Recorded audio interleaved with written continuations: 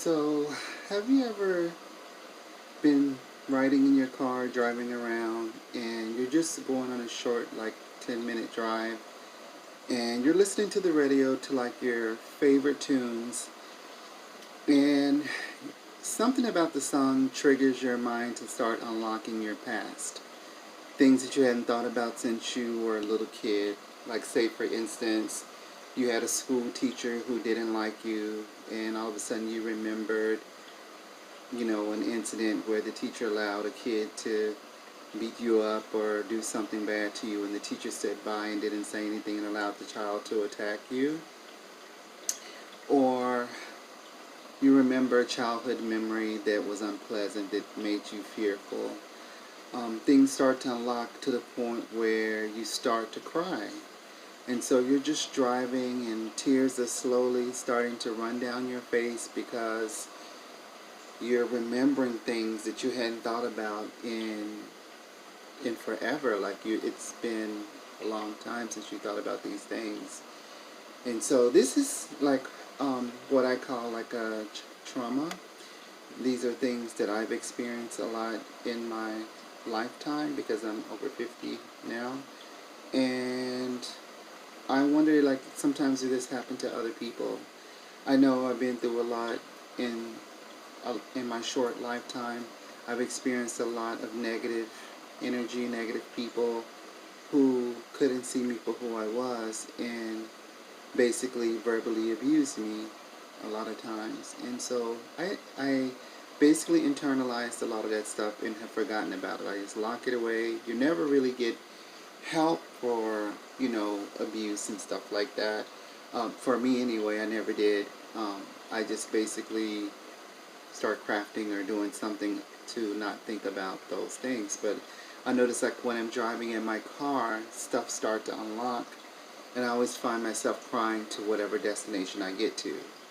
And it happens often. I don't say it happens every single time I get in a car, but it happens often. It's a lot of times it's if I'm listening to something on the radio and then I'm tuning it out, and all of a sudden my brain is just remembering stuff. And mostly traumatic things, things that were traumatic to me.